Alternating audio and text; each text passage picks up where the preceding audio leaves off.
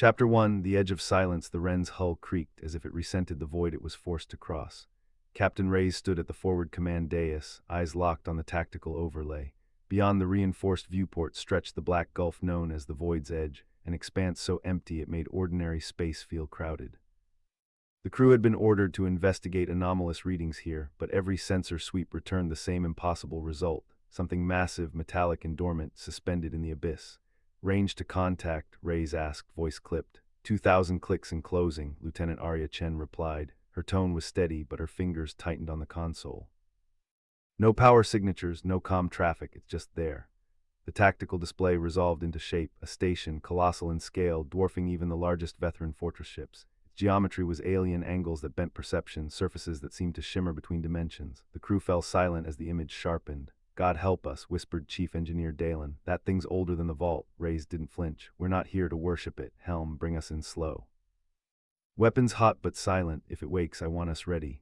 The Wren glided forward, dwarfed by the station's titanic bulk. Hull plating bore scars of ancient battles. Entire sections collapsed inward like craters. Yet the structure endured, a monument to forgotten wars.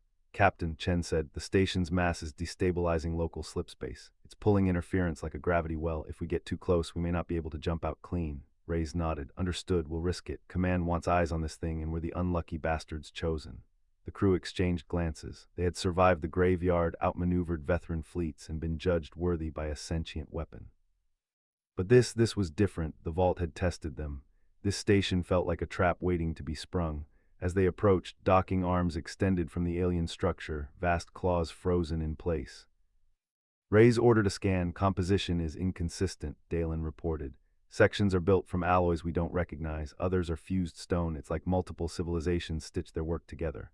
Or one civilization that evolved faster than anyone should, Reyes muttered. The silence stretched until Chen broke it. Captain, I'm detecting faint energy fluctuations, not power systems, something deeper like a heartbeat. Reyes turned sharply. Source, central core. Buried under kilometers of plating, it's weak but rhythmic. The crew stiffened. A station with a heartbeat was no station at all. Options, Reyes asked. Pull back, Dalen said immediately. We're too exposed. If that thing wakes, we're dust. Command won't accept retreat without intel, Reyes countered. We need proof of what this is. Helm, hold position. Chen, prep a drone insertion. I want eyes inside. Minutes later, the drone launched, a speck against the station's immensity. Its feed flickered across the main display, corridors vast enough to swallow battleships, walls etched with glyphs that shifted when viewed directly. The drone's sensors struggled to interpret the architecture.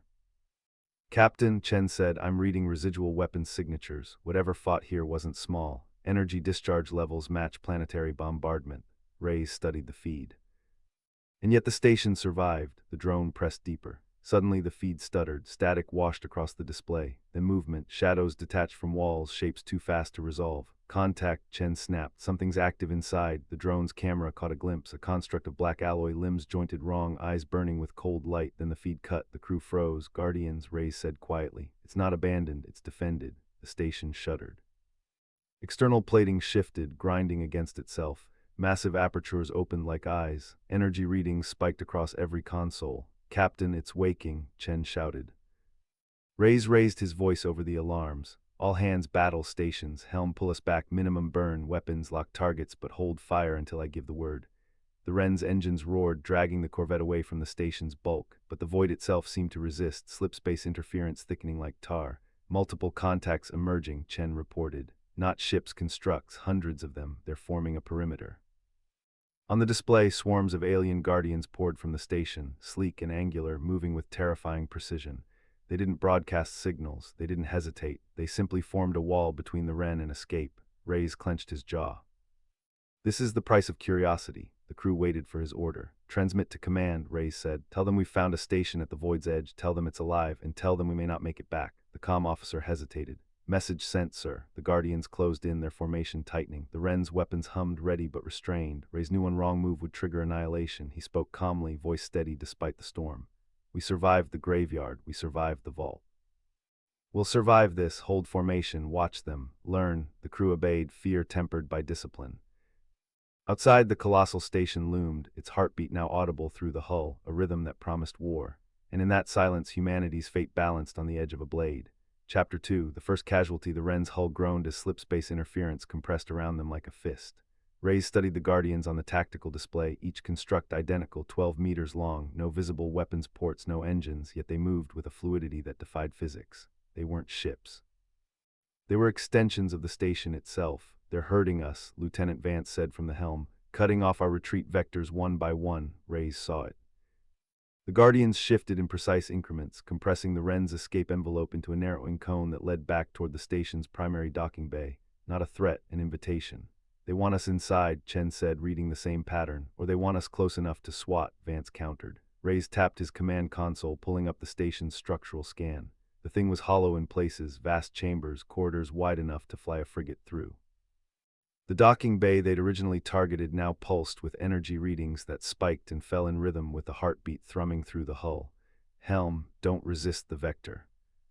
"Let them guide us in, sir." Vance turned, eyes wide. "We can't outrun them in this soup, but inside that station those constructs might not follow, too tight for their formation."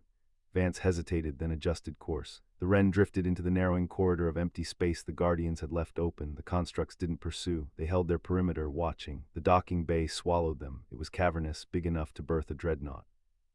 The Wren's floodlights illuminated walls covered in glyphs that seemed to shift when viewed directly. The heartbeat grew louder, vibrating through the deck plates. "Atmosphere outside," Chen reported. "Thin, but breathable. Temperature -40 Celsius, gravity at 0.8 standard.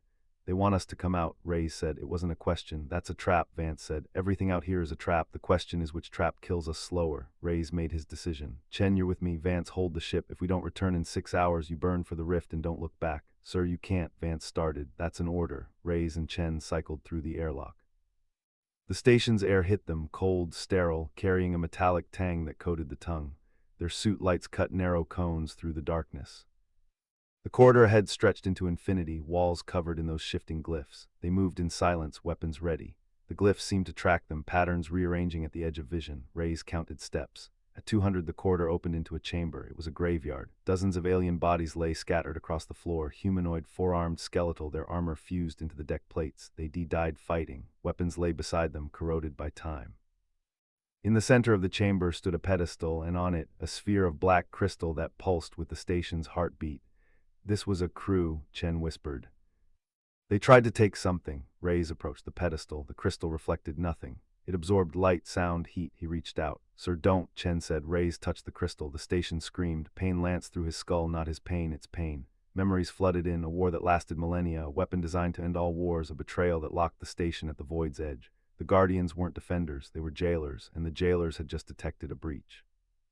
Rays pulled his hand back, gasping. The glyphs on the walls flared red. The station's heartbeat accelerated to a frantic drum. "We need to leave, now." They ran. Behind them, the Guardians began to move, not in formation, but in pursuit.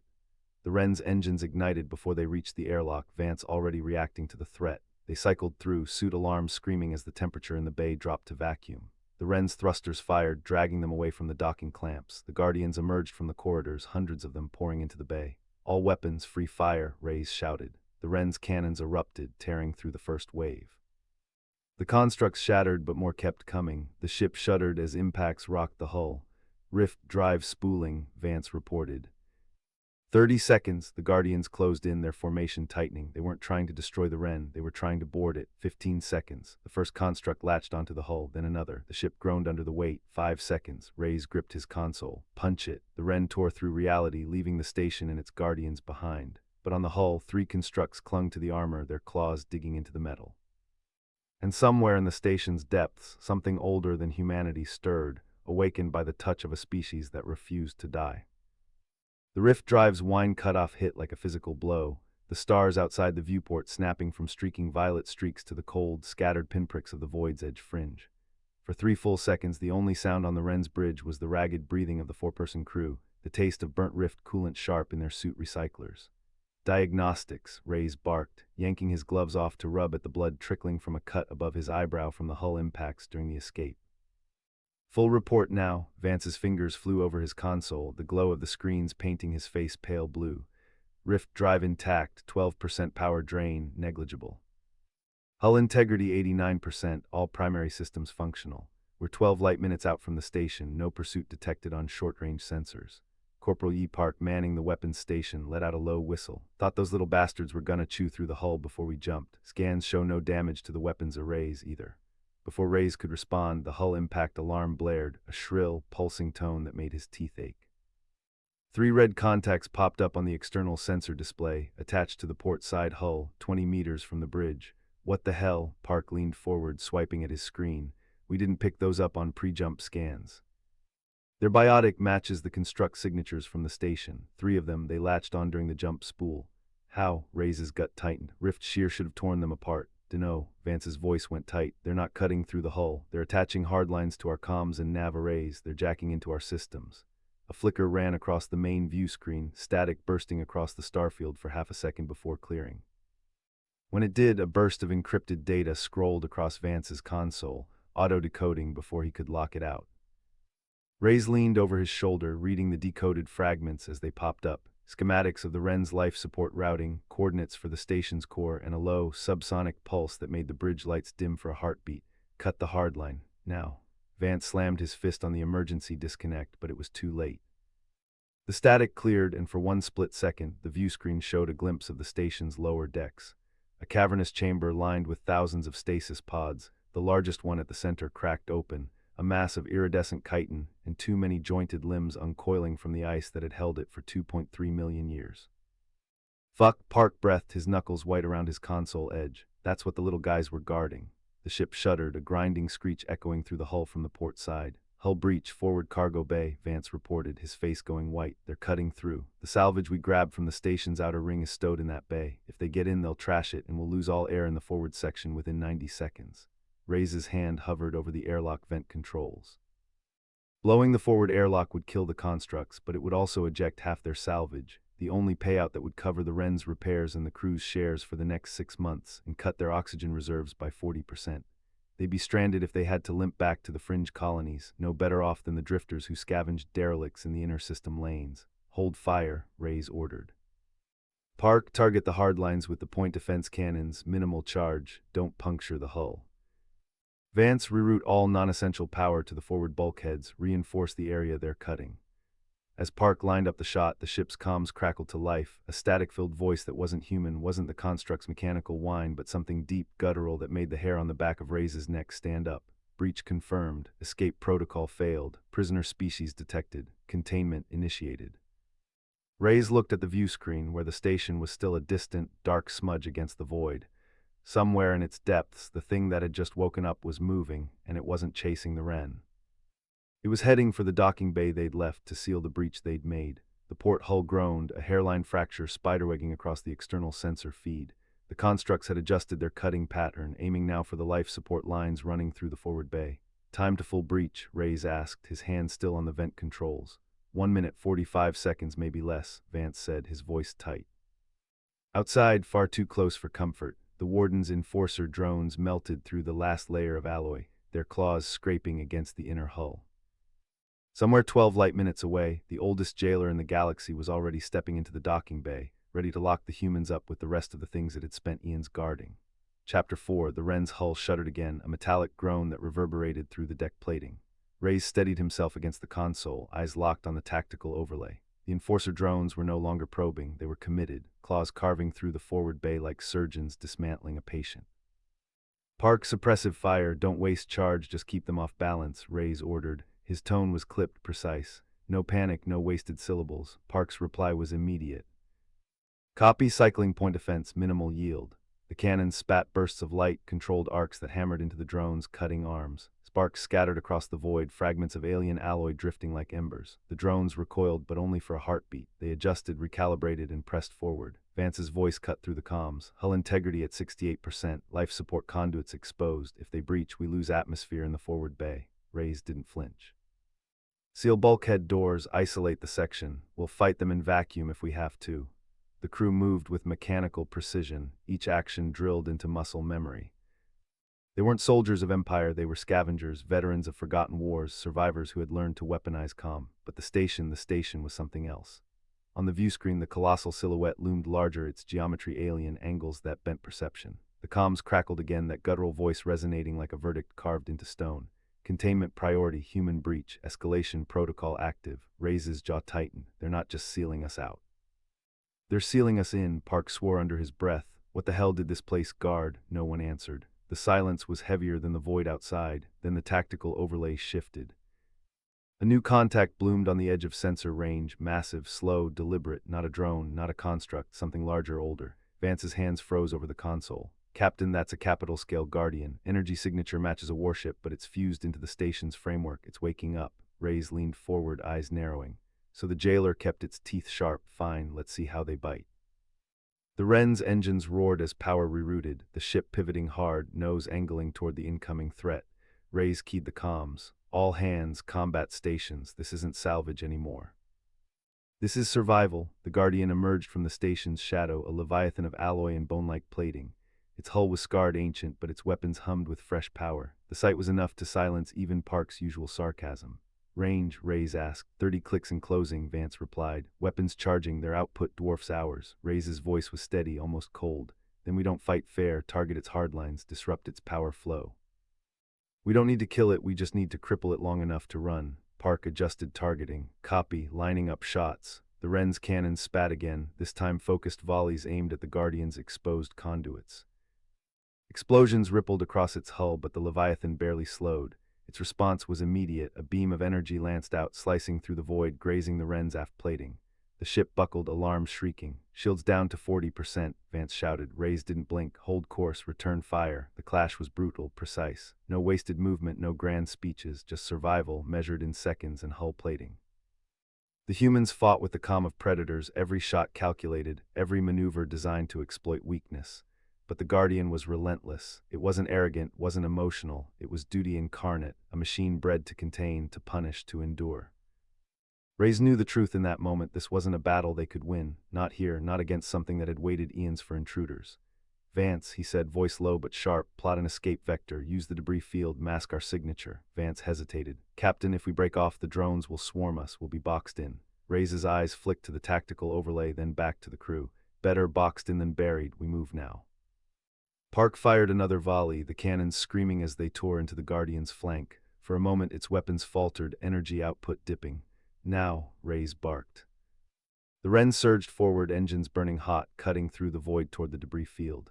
Behind them the Guardian roared back to life, its weapons charging again. The drones swarmed, claws snapping, but the humans pressed on, every maneuver a gamble, every second a victory stolen from inevitability. The comms crackled one last time, the guttural voice echoing across the void. Escape DENIED, containment absolute. Ray's reply was a whisper, meant only for his crew. We'll see about that. The Wren vanished into the debris, its signature scattering, its hull scarred but intact. The Guardian followed, relentless, ancient, and patient. The clash between empires and scavengers had only just begun, and the void itself seemed to hold its breath. We need to write Chapter 5 of 12 for Episode 31. The provided context ends with the Wren escaping into debris field, Guardian following. Chapter 5 should continue the story, maintaining tension, military sci-fi tone, macro to micro scale, no cliches, crisp dialogue, high stakes, 800-100 words. The series title, Scavengers find the Colossal abandoned alien station at the void's edge, and wake what guards it, ASF. So we are in that scenario. The previous chapter ended with the escape vector. Now Chapter 5 should show the aftermath, the chase, maybe a cunning plan. Avoid repetitive phrases, use realistic military dialogue, drive plot forward, keep reader engaged, output only story text. The debris field was a graveyard of shattered hulls and frozen atmosphere, the remnants of some forgotten fleet that had tried and failed to breach the station. The Wren threaded through it like a needle through a corpse's eye, every maneuver a prayer to the engineers who'd built her. Ray's gripped the armrest, eyes fixed on the tactical display as the Guardian's signature pulsed behind them, slower but relentless. They're not taking the bait, Vance said, voice tight. The debris is masking our energy signature, but they're still tracking us. Some kind of gravimetric resonance, they're reading our mass. Then we lose mass, Park cut in. Jettison the secondary fuel cells, dump the spare ordnance. Ray's didn't hesitate, do it, and prep the decoy buoys, the ones we scavenged from the derelict cruiser last cycle. Morrison, the engineer, frowned. Captain, those buoys are civilian grade. They'll register as a low-yield power source, not a combat vessel. Exactly, Ray's said. We want them to think we split up. That we're running scared, they'll commit to the bigger signature. He could see the crew's doubt. They'd survived this long by being cautious, by never wasting assets, but caution was a luxury they couldn't afford. Guardian was patient, ancient, designed to wear down resistance through attrition. It had waited eons, it could wait another hour. The jettison sequence thrummed through the hull. Fuel cells tumbled into the void, their residual heat blooming like false flowers on the sensors. Park triggered the decoys and 3 small spheres launched, their propulsion systems sputtering to life, vectoring away from the Wren's course. For a long moment nothing changed. The Guardian's signature continued its steady approach, unswerving. Then a shift. 2 of the 3 decoy signatures were being pursued. The Guardian had split its drones, a dozen of the smaller constructs breaking off, chasing the phantom echoes. 1/3 of their swarm maybe, Vance said. Still leaves the main unit and the rest. It's a start, Reyes replied. Bring us around, Hardport. We're going to use that gas giant in the outer system. Sir, that's a methane giant with a gravity well that'll tear us apart if we get too close. Then we don't get too close, we skim the thermosphere. Use the atmospheric friction to scrub our mass signature. They'll lose the gravimetric lock. Morrison let out a low whistle. The heat shielding wasn't designed for that. We'll cook the outer hull. Then we cook, Reyes said. And we pray the station's defenses are as old as they look. The Wren pivoted, engines screaming as they burned toward the bloated orange sphere that dominated the system's edge. The Guardian adjusted course, its pursuit now a straight line, faster than before. It was learning, adapting. Park's hands danced across the weapon's console. I've got a shot, a long one. If I can crack one of its cooling vents, it might slow the main reactor. Take it, Reyes said. The railgun fired, a tungsten slug accelerated to a fraction of light speed. It struck the Guardian's flank, right where the energy readings spiked. A plume of blue-white gas erupted into the void. The Guardian's pace faltered just a fraction of a second, but it was enough. Hit, Park said. Minor damage, but confirmed. The comms crackled, the same guttural voice now tinged with something that might have been anger. Containment protocol escalated. Extermination order confirmed. Great, Vance muttered. We made it angry. The gas giant loomed ahead, its swirling bands of methane and ammonia stretching across the viewport. Reyes could feel the heat building already, the hull beginning to groan. The Wren wasn't built for this. She was a scavenger, a ship of patchwork repairs and salvaged parts, but she was their ship. Entering upper atmosphere now, Morrison reported. Thermal stress at 120%, ablative coating peeling. Hold course, Reyes ordered. Depth of 200 kilometers, then we break for the shadow side. The ship shuddered, alarms blaring as the friction tore at the hull. The Guardian's signature flickered, struggling to maintain lock through the atmospheric interference. For a moment it seemed to slow, hesitating at the edge of the gas giant's gravity well, then it plunged in after them. Damn, Vance said, it's following us into the soup. Reyes allowed himself a thin smile. Good, that means it's committed. Park, prepare the forward torpedoes. We're going to turn this into a trap. The Wren dove deeper, the pressure building, the hull temperature spiking toward critical. But the Guardian followed, its own hull glowing as it pushed through the methane haze. The battle was no longer about the station, it was about survival. And in the void's edge, where empires had fallen and eons had passed, a handful of scavengers were about to prove that the most dangerous prey was the one with nothing left to lose. Chapter 6, The Pressure Trap. The Wren's hull screamed under the strain, a tortured groan that reverberated through every bulkhead. The scavenger ship was never meant to dive this deep into a gas giant's atmosphere, but necessity had stripped away the luxury of caution. Reyes stood rigid at the command console, eyes locked on the tactical display. The Guardian's silhouette burned bright against the interference, a predator refusing to lose its prey. Forward torpedoes armed, Park reported, voice clipped, steady. Guidance systems compensating for turbulence. We'll get 1 clean shot, maybe 2. Make them count, Reyes said. His tone carried no drama, only the weight of inevitability. We're not going to outrun it. We break it here or we don't leave. The methane haze outside thickened, visibility collapsing into a storm of chemical fire. The Wren's patch sensors struggled to parse the chaos, but Morrison's hands moved with surgical precision across the controls. Depth at 190 kilometers, hull stress at 140%. We're past red line. Hold it together, Reyes ordered. Shadow side S coming up, that's where we turn. The Guardian surged closer, its alien hull glowing like a blade heated in a forge. It was massive, angular, a construct of an empire that had long since vanished but left its weapons behind. Its pursuit was relentless, its movements precise, as if the scavengers were nothing more than insects to be crushed. Vance leaned forward, sweat dripping down his temple. It's not slowing, it's adapting. Look at that vector correction, it's compensating for the turbulence better than we are. Reyes allowed himself a grim smile. Good, that means it's confident. Confidence gets things killed. The Wren banked hard, engines straining against the crushing atmosphere. The ship's patched plating rattled, bolts threatening to shear. Morrison's knuckles whitened on the controls. We're going to lose structural integrity if we hold this angle. Not if we time it right, Reyes said.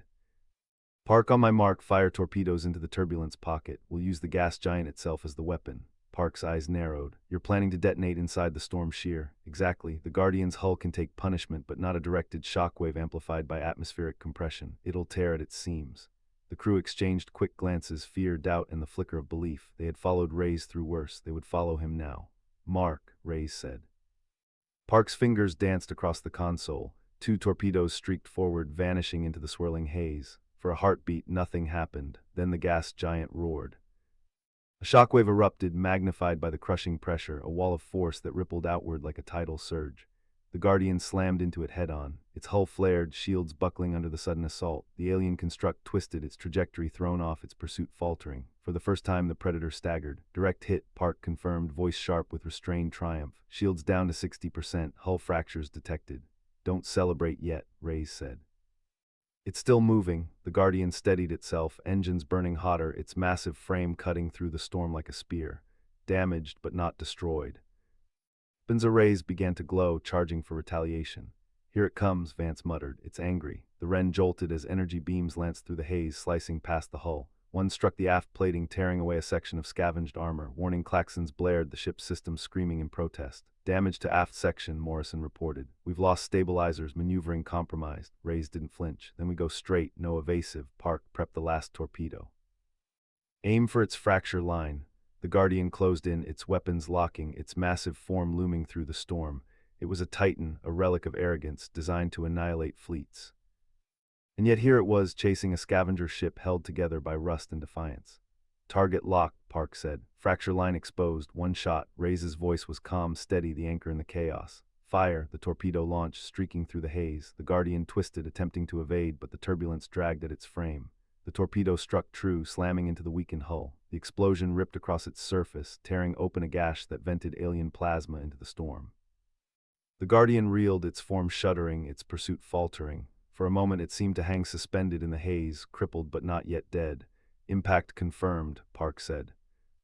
Hull breach expanding, it's bleeding. Reyes' gaze hardened. Then we finish it. The Wren surged forward, engines screaming, diving deeper into the storm. The Guardian followed, wounded but relentless, its arrogance refusing surrender. The Scavengers had drawn blood. Now the battle was no longer about survival. It was about proving that empires, no matter how vast, could be broken by those who refused to bow.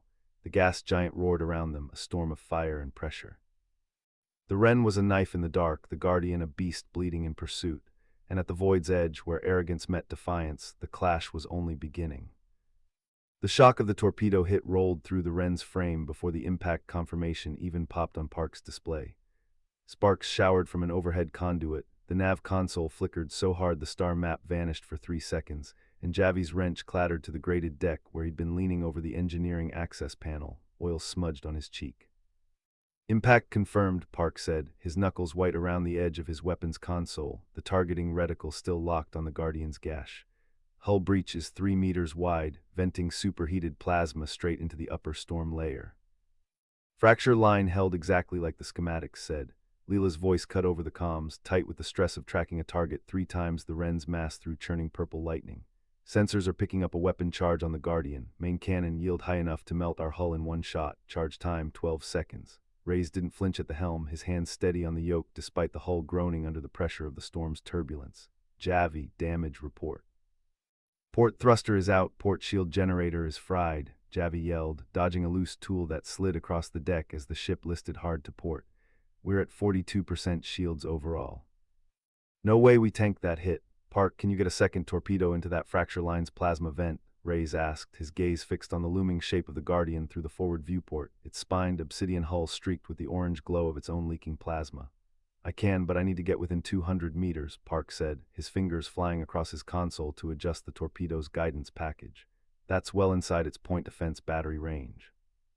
We'll be eating auto fire the whole approach. Do it. Reyes slammed the throttle forward. The Wren's engine screamed as it dove lower into the storm, punching through a layer of superheated hydrogen that made the external hull temperature spike 40 degrees in 10 seconds. The Guardian turned, its massive form looming through the haze, cannon muzzle glowing brighter with every passing second. Cannon charged, Leela yelled, her voice cracking. It's firing. Reyes yanked the yoke hard to starboard, the Wren rolling 90 degrees in a heartbeat. The cannon blast streaked past where they'd been a tenth of a second earlier, the shockwave hitting the ship hard enough to pop 3 overhead light panels and burn out the starboard sensor array. Comms crackled with static for 3 full seconds before Leela's voice came back faint. Starboard sensors are gone. I can't track its movement anymore. It's lost in the lightning banks. Park, you have a lock. Ray's voice was sharp, no trace of the fear coiling in his gut. Locked, firing. The torpedo launched, small and fast, disappearing straight into the plasma vent. For 2 seconds, nothing. Then the Guardian's entire hull flashed so bright it lit up the entire cockpit even through the storm haze. The plasma vent exploded outward, shearing the entire forward third of the Sentinel clean off. Wreckage spun off, tumbling into the deeper, darker layers of the gas giant, burning up as it fell. No blast signature leaked out past the storm's electromagnetic interference. Leela confirmed it 10 seconds later. No Vraxian fleet pics had flagged the energy spike. Wreckage is falling into the lower atmosphere, Leela said, her voice steadier now. No signs of residual systems active. It's dead. Javi wiped the oil off his cheek, grinning. Damage is all repairable. We've got enough power to make it back to the station, dock, and patch up before anyone notices we're gone. Park leaned back in his chair, taking a sip of the lukewarm coffee from his dented metal mug, a sharp smirk on his face. Told you the fracture line was a hell of a weak point when you're arrogant enough to build your Sentinels with single-point plasma vents. No redundancy, no backup systems, just brute force and a god complex. Reyes nodded, already plotting a course back to the abandoned station, his jaw tight. The Vraxians would send a scout to check on the Sentinel in 6 hours, max. They had 6 hours to get back to the station, secure the prototype slipspace drive they de-pulled from its core, and get out of the system before the Vraxian Third Fleet showed up to glass the whole sector. The storm still raged around them, but the weight on his chest lifted a fraction. They'd beaten one of the Empire's best guards. Now they just had to make sure the prize they'd de-woken was worth the risk. Chapter 8. The rust bucket groaned as Reyes pulled her into a hard burn toward the station's secondary docking arm. The hull plates, still warm from the gas giant's friction, pinged and ticked in the sudden cold of vacuum. Behind them, the storm churned on, indifferent to the violence it had just witnessed. 6 hours, Park muttered, his fingers dancing across a damage control schematic. That's all we bought ourselves, maybe less if the Vraxians have shifted their patrol patterns. Then we make every minute count, Reyes replied, eyes fixed on the approaching station. The thing was a ghost against the starfield, its angular spires and curved habitation rings a foreign silhouette against the black. No lights, no emissions, just the faint, ancient gleam of hull material that didn't reflect like any alloy he'd ever seen. Javi was already unbuckling, heading for the airlock. I'll get the cargo clamp ready. That drive is coming with us no matter what. Wait, Leela's voice cut through the cabin. I'm picking up a power fluctuation from the station. Not from the core, something else, something deeper. Reyes killed the main thrusters, letting momentum carry them the last few hundred meters. Define deeper. There's a secondary power grid activating. It's not Vraxian, it's not even human, it's the station's original systems, and they're waking up. The rust bucket thudded against the docking collar, magnetic locks engaged with a screech of protesting metal. For a long moment no one moved. Shit, Park said quietly. We killed the guard, we didn't think about what it was guarding for. Reyes stood, grabbing his helmet. Then we find out before its friends come knocking. Javi with me, Park, keep Leela on overwatch. If anything on that station starts moving toward us, you cut the docking clamp and burn hard for the slipspace threshold. No heroics. You're going inside, Leela asked, a rare crack in her professional tone. We came for a prize. Prizes don't come without risks. He sealed his helmet, checked his sidearm, and hit the airlock release. Let's go wake a ghost. The airlock cycled with a wheeze of stale, recycled air that reeked of the rust bucket's moldy upholstery and the sharp, ozone tang of the station's reactivating seals.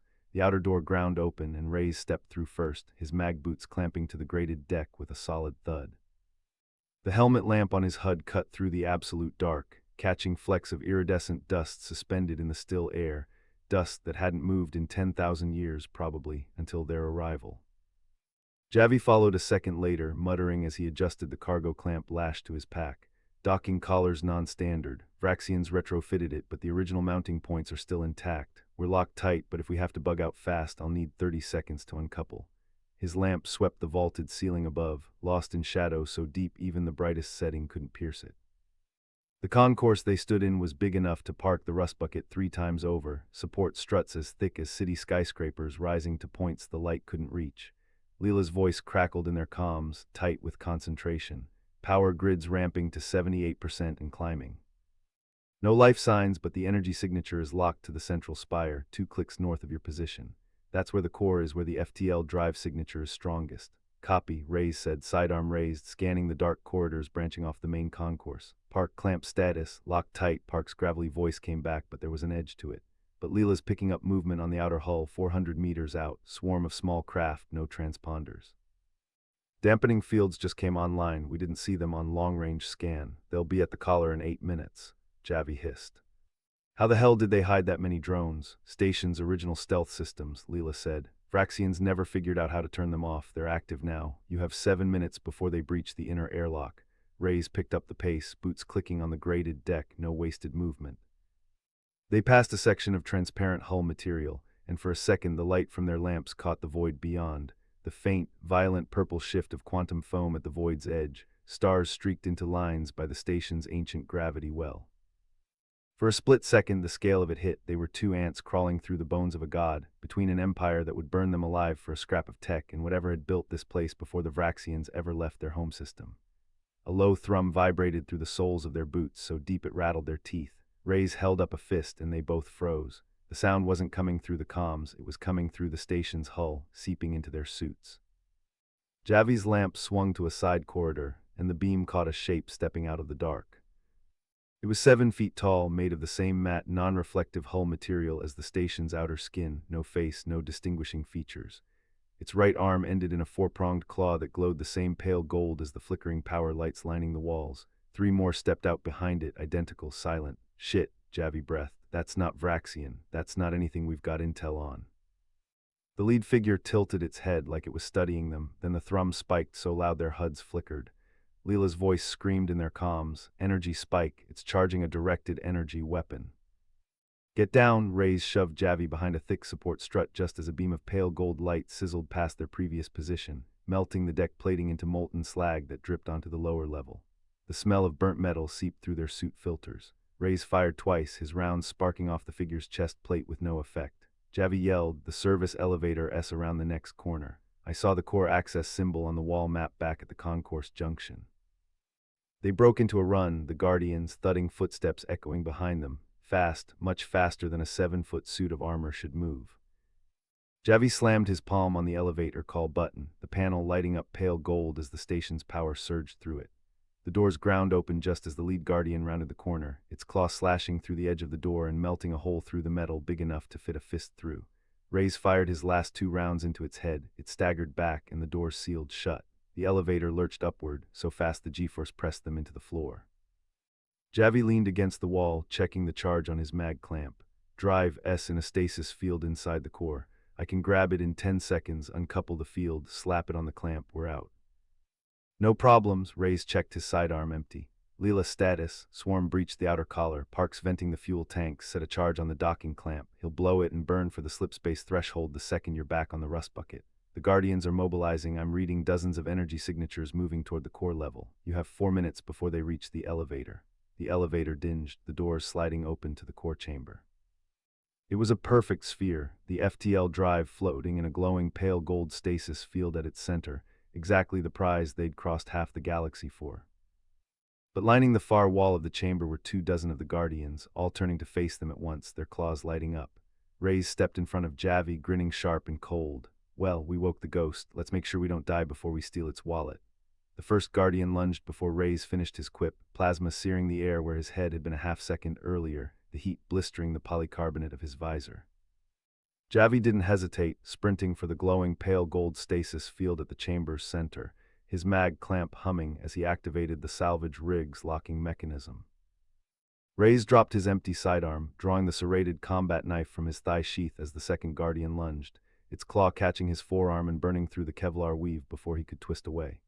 He jammed the knife into the joint of the alien's chitinous armor plating, yanking it free as black ichor sprayed across the polished floor, the creature staggering back with a shriek that echoed off the chamber's curved walls.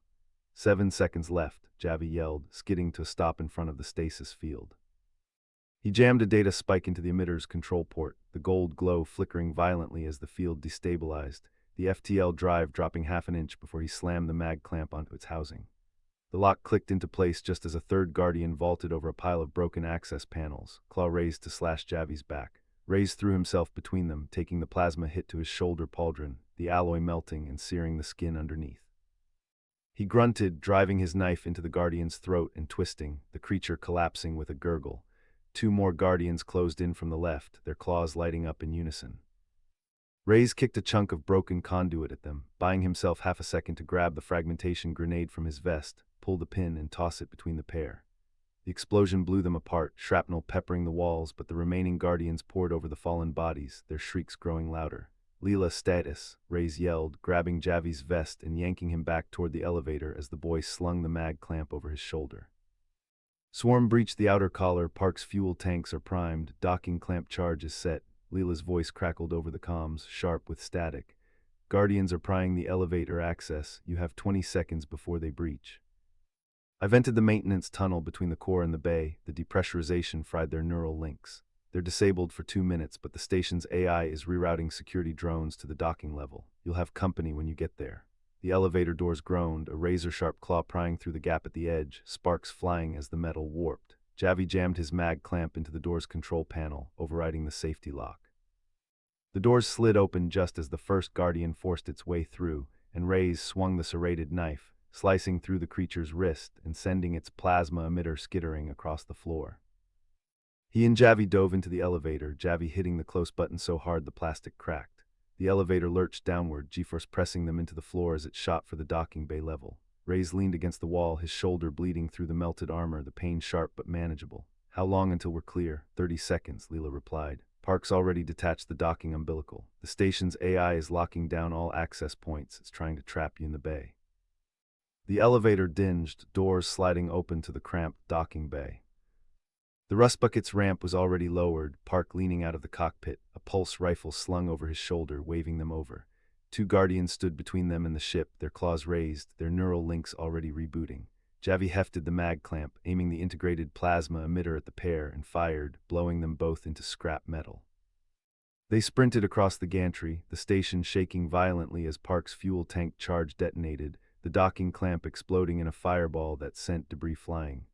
They hit the ramp, and Park slammed the throttle forward, the rust bucket lurching away from the station just as a section of the hull blew off behind them.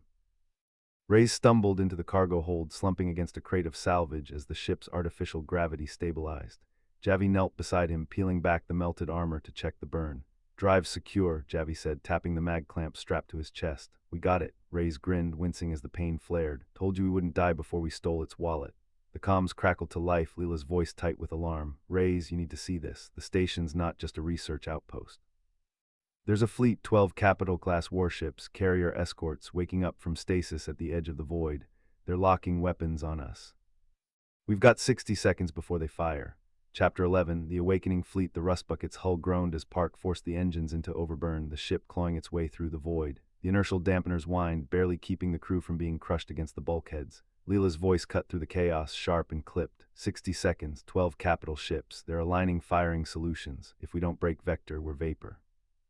Ray's pushed himself upright, ignoring the pain radiating from his scorched armor. His eyes locked on the tactical display, the holographic projection blooming with crimson arcs, enemy firing cones converging on their position. "Options?" he demanded. Park's hands danced across the console, sweat dripping down his temple. "We can't outrun them. Drive's too hot. We need cover." Javi slammed a fist against the bulkhead. "Cover out here. It's the void, nothing but empty black." Leela's fingers flew over her console, her tone steady despite the rising panic. "Not empty. The station's debris field is expanding. If we cut engines and drift, we can mask our signature in the wreckage, but it's a gamble.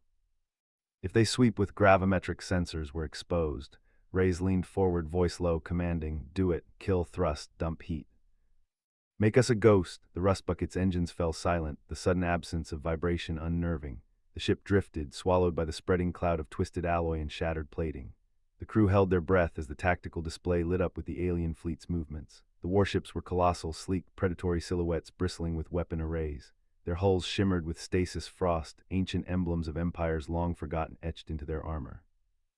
They moved with terrifying precision, awakening from centuries of slumber as if no time had passed.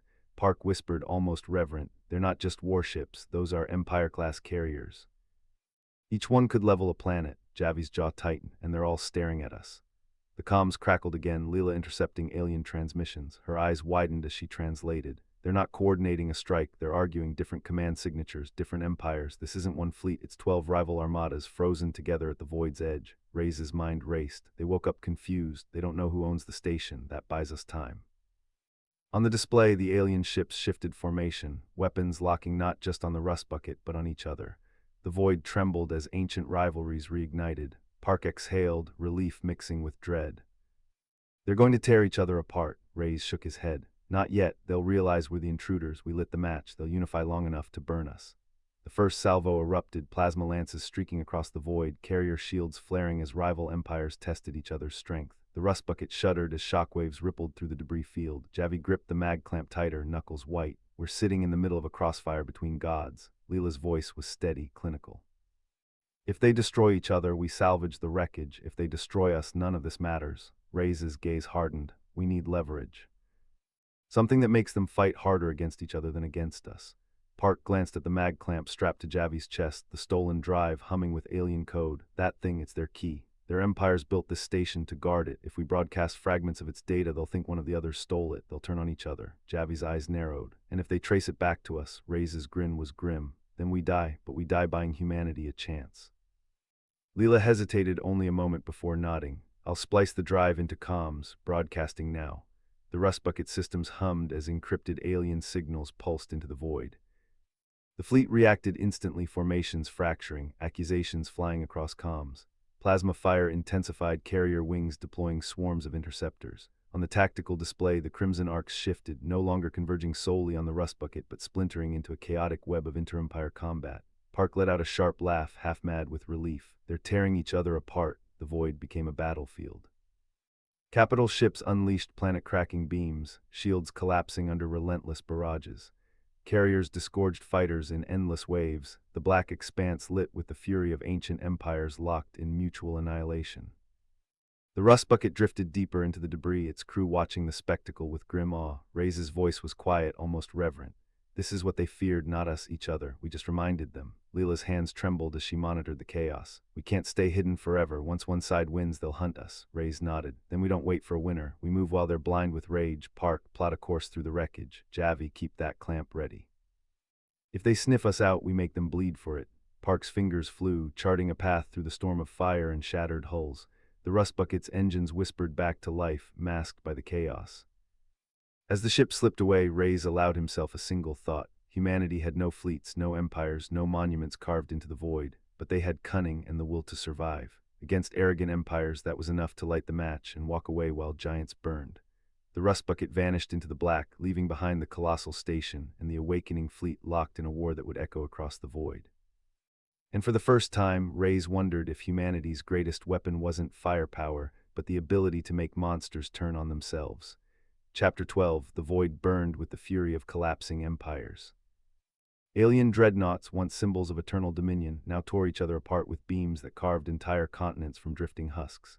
The Colossal station at the edge of nothingness loomed silent, its surface scarred but intact, watching the slaughter like a monument carved to witness arrogance. Inside the rust bucket, the crew moved with the precision of predators. Reyes stood at the command rail, eyes fixed on the tactical display. His voice was steady, stripped of emotion. Park status. Course threaded, we're riding the debris field. Their sensors are blind in the crossfire. Park's tone was clipped, his hands never leaving the console. Javi checked the clamps, his jaw tight. If they catch us, we'll bleed them, but we won't last long against a carrier group. Reyes nodded once. We don't need to last, we need to vanish. The ship slid deeper into the wreckage, hull scraping against fragments of shattered empire. Outside, fighters screamed past, locked in duels that ended in silent bursts of flame. The humans were ghosts in the storm, unseen, unacknowledged. Leela's voice broke the silence. The station's power signature is climbing, something's waking. Reyes turned, eyes narrowing. Detail, core reading spiking, not weapons, not shields, something buried deep. It's not theirs, it predates them.